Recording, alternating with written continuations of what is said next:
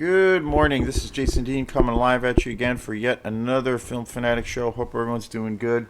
So yeah, today is I guess the conclusion to the Thanksgiving holiday.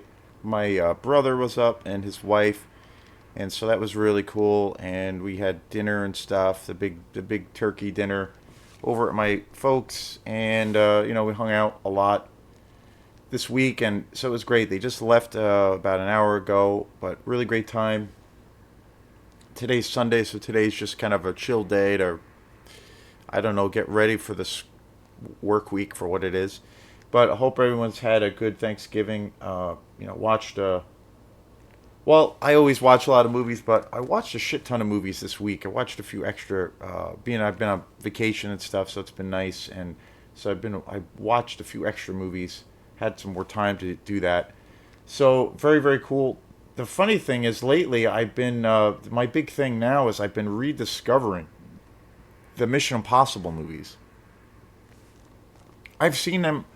I've seen pretty much all of the movies, and I don't know. It kind of a funny relationship to those movies. I've always liked them.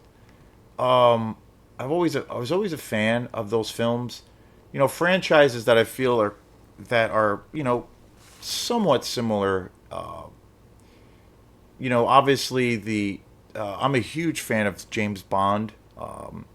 Particularly, like, I love the old school films of the James Bond universe, but I really love Daniel Craig. Daniel Craig's my favorite James Bond, but I'm a huge fan of all of those movies, and I've always been on board. I own a few of the last couple of James Bond movies on Blu-ray. I do want to get more. I want to get. I have. I think I have. Yeah, I think I have all of the Daniel Craig ones on Blu-ray. I'm gonna eventually do shows on them. I think I've done maybe one or two, possibly. But big fan of that franchise. The other franchise that's kind of similar in nature to that is the Bourne Identity, to a degree, franchise, which the all three the first three movies I think are amazing. The fourth one that came out, I don't know, maybe 4 or 5 years ago, was kind of terrible. So, it's with the James Bond films. I think the only one that was a little bit of a dud, but it's still good. But it was kind of a letdown, a kind of anticlimactic, was the one with Daniel Craig, Quantum of Solace. That one was. I thought that one was just kind of, I don't know, lukewarm. It was a little bit flat. It's good, but it's okay. It's the only one in the franchise. I do own that one, and I don't know. In comparison to the other films, it's not as near as exciting, I think. But it's kind of similar in tone as far as the whole spy, espionage, the action, all those kinds of things. Amazing stunt work, chase scenes, and hand-to-hand combat scenes. Similar with the obviously what I'm going to be talking about today is the Mission Impossible franchise. But I've always liked those movies. But I never consider myself like a huge fan of the movies for some reason, just for not really any reason in particular. Whereas like the James Bond franchise, I've always loved. I've seen a lot. I've seen most of them in the theater as they were coming out, and I own a bunch of them, and really invested in that whole world. So it was funny during the Thanksgiving. I had gone out, rented a bunch of movies from Opera House Video like I normally do, and one of the movies I picked up was the latest James Bond, the latest Mission Impossible movie. Mission Impossible Part 7, I believe it is. Dead Reckoning Part 1. And when I first heard about this movie, it kind of struck my interest because it had there were two movies coming out. Part 1, Dead Reckoning Part 1, and then Dead Reckoning Part 2, which I believe is coming out next year, I think next summer. And I was reading about it, and they were shot, I guess, together at the same time. So I thought that was kind of interesting.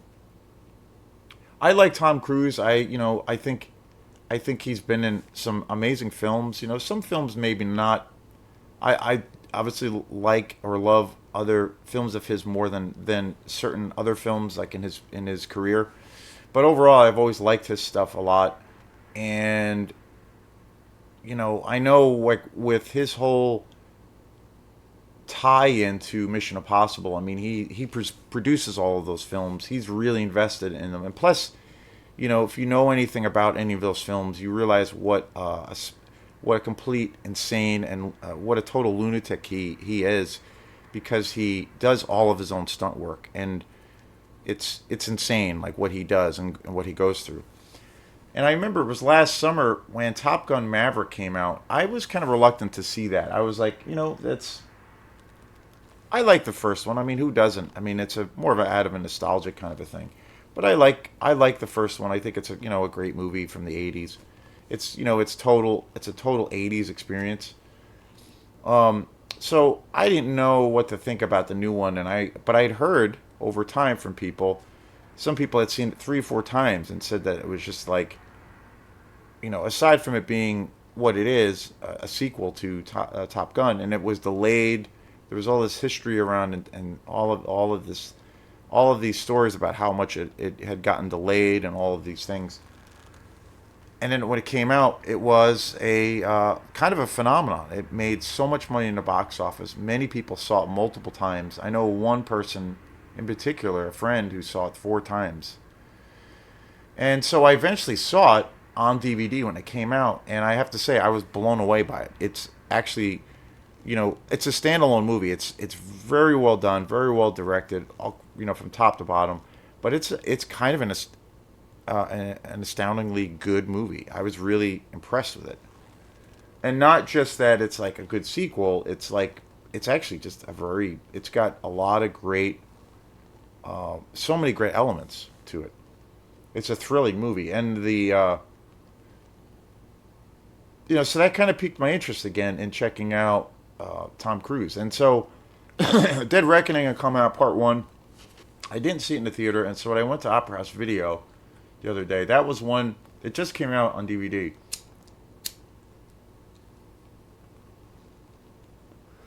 and so I rented it, and we watched it the other night, and I was super impressed. I thought it was an awesome movie. I thought it was so well done in so many ways, or in so many levels, that it was so well done that I felt like it was like kind of a standalone movie. Like you could watch it without knowing anything about this or that. And I was really like taken aback by how much I enjoyed it. And the review for Dead Reckoning just came up as I had set. I've been doing a lot of still been cranking out the reviews for a lot of films, but I've been setting them up as premieres, and it just premiered this morning. So check out the review for Mission Impossible: Dead Reckoning Part One. But I was really into it. I thought it was a fantastic movie, and after watching it, I was like, I cannot wait to see the second one. And I was like, you know what? I got to start seeing more of these movies. And about a month ago, I had gotten Rogue Mission Impossible Rogue Nation on Blu-ray. And again, I was blown away by that movie. I thought that was awesome. And then after seeing Dead Reckoning, I was like, I want to see all these movies again. And I've seen that. That's the only one I haven't seen. Was the latest one that had just come out. I've seen all of them, but it's been a long time since I've watched them. So I've been watching them again, and so last night I had rented Mission Impossible Fallout, and it's so today's review is on that, and that movie is pretty astounding. I had heard from a lot of different people and critics where they thought that Mission Impossible Fallout was the best one in the franchise, and I even heard one person say, Chris Stuckman, who I actually like a lot, actually even say that he felt it was one one of the greatest action movies ever made, like just period. And I was like, wow, okay, that's saying something. And I tend to really agree with Chris Stuckman. I think he's definitely one of the better guys on YouTube. He's very fair. He's really intelligent, and he just has a deep love and appreciation for film. And it's like, what else do you need, to follow someone? Mission Impossible Fallout came out in 2018, and I've seen this movie. Um, I saw it when it came out. I think, yeah, when it came out on DVD. I think I've seen it. I know I saw it at least once, maybe twice. But I've been so into watching these movies again and revisiting them, and I'm realizing this is like the Mission Impossible franchise. I think is honestly one of the best action franchises on the planet. Like, it's incredible. And so we watched it again. I watched it again the other night with my family, and nobody else in my family um,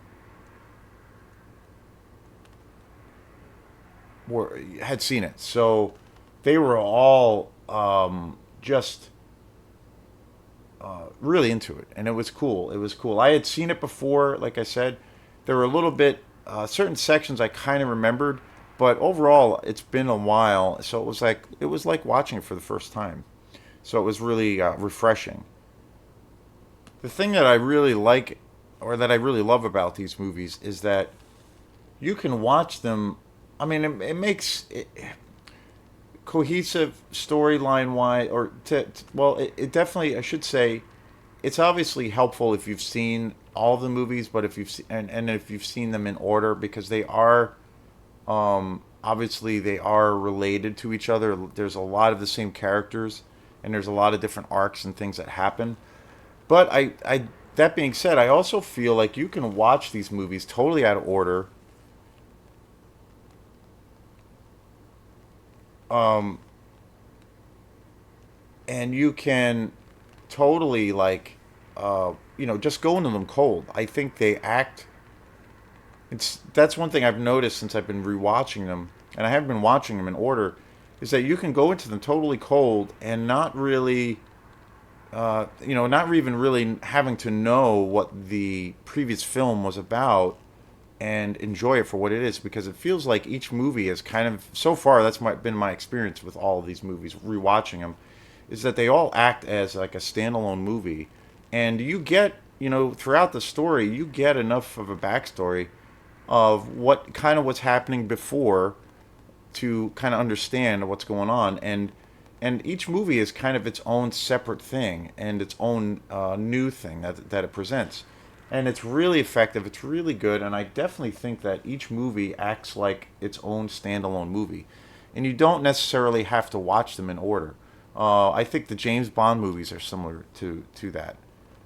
So it's a very cool thing, and it's really, really, really refreshing. So, a lot of times with franchises, that isn't the case. You have to really know what's going on. I think it's a big thing that happens, that I think is a thing that gets in the way, like, say, for the Marvel or the MCU, the Marvel universe, a lot of comic book movies. That's a thing where I think is, it's pretty rare, with the exception of a few movies. But I feel like if you watch a lot of those films in just, in random order, you would not really know what's going on. There are exceptions, obviously, with some of the, with maybe some of the Avenger movies is a thing, and even though I love those movies to death, it's still a thing. Like, you would need to know a little bit of backstory of what's going on. I think that the best standalone movie in that universe is Thor Ragnarok. Like, that movie is just a masterpiece. That one I think you can just watch completely cold. So, but I think so far watching these movies again, they act like everyone seems to be a standalone film. It's a really cool experience that way. The cast for Mission Impossible Fallout is pretty exceptional. Of course, Tom Cruise, Rebecca Ferguson, who's fantastic. Of course, Simon Pegg returning. Henry Cavill is awesome in this. He plays like a kind of a double agent, but he is so awesome in this movie. I kind of almost think that he steals the show, and he has a real interesting character arc. His physicality on screen is just incredible, and just his presence, and the fight choreography in this movie is kind of insane, like completely insane. And I think it's one of the best. I think it's one of the best movies. I was really blown away by it. I think it's a fantastic movie. I also bought Mission Impossible 2 on, but I have it on DVD, and I'm looking forward to watching that also. But these movies are awesome, and again, I had seen Mission Impossible Fallout shortly after it came out on DVD, and this came out in 2018. So it's been a few years since since I've seen it. So it was like watching it for the first time, and again, like I said, uh, my family who I watched the movie with, they obviously know what Mission Impossible movies are. My mom, for instance, is not really a big fan of the franchise, but she really liked it. And my brother, same thing. He likes the movies, but he's not like, and I guess what you would call like an avid fan. Um, and there's quite a few he hasn't seen, but he really liked it. And I think the other thing was we watched it. You know, this one came out 2018, and we watched Dead Reckoning last night or the other night, and that just came out this year. And so that was one thing that really stood out was we were watching this movie completely out of order of the sequence of the films, but it didn't matter. And it was like we still got I still got all the info that I needed as far as like who these characters were. You get a pretty good indication as to what came before, why these characters are where they are, and I think it's testimony to the really great writing. Like, actually, the writing is pretty fantastic. The actual stories are very well done, very well fleshed out. There's no flaws as far as you know things not being cohesive, and they did such a great job with that. And then you have that component, which for a good film, that's the main thing. But then you have the astounding and amazing action sequences that are just through the roof. And this one, Fallout, seems to have more of like a hand-to-hand combat uh, kind of a thing, which is pretty fantastic. But really, really good. I'm super excited about watching more of these films. I'm really excited about the how much I'm enjoying these movies since it's been quite a long time, and I'm definitely into the idea of buying these all on Blu-ray. Like I said, I had gotten Mission Impossible Rogue Nation. I got that on Blu-ray, and that was that's an amazing movie, and it's it's just pure spectacle on Blu-ray. It's incredible. It's incredible. When we watched Fallout, it was on DVD, but it was still really great. But I think these movies are essential for Blu-ray buyers or collectors or just viewing because the quality is just insane. Total immersive. The other thing I really like about Tom Cruise is that he is a real big component or a real big, per, to a degree, a spokesperson for why the movie going experience is really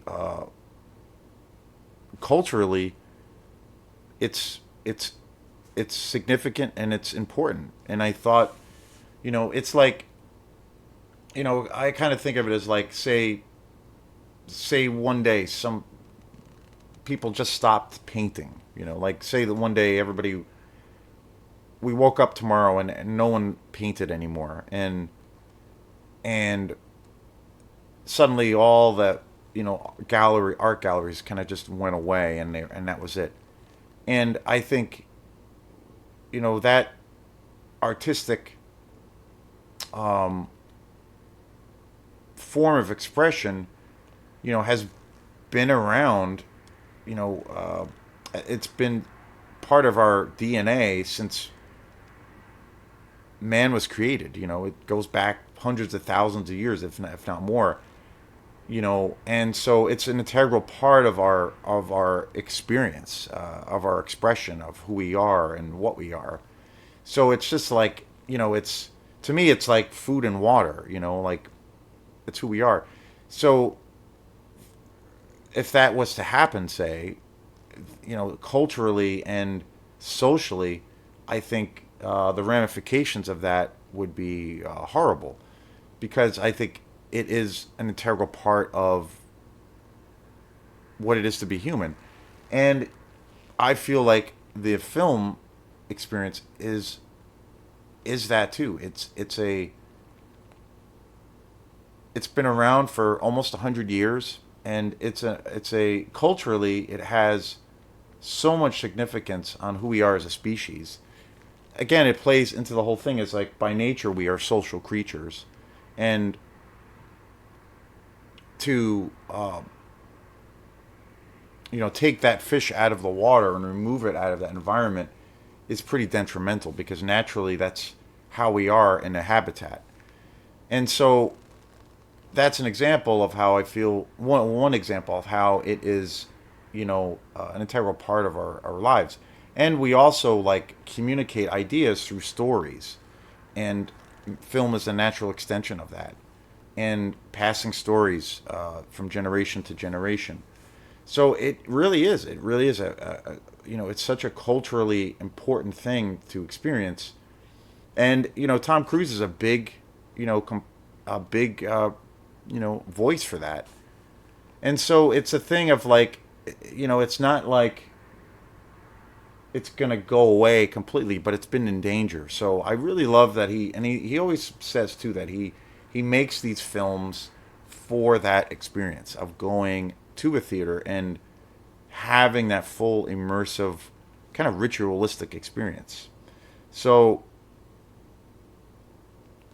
it's a real deep thing. It goes beyond, at least for me, but I think it goes beyond its sheer entertainment value. It's pretty significant. So, but I definitely recommend Mission Impossible 2018. It's an incredible movie. And check out all these movies again. I highly recommend them. They're really, really great. And now it's gotten me on board to like really wanting to see these movies again. So thanks again. This is Jason Dean, and we will see you next time. Peace.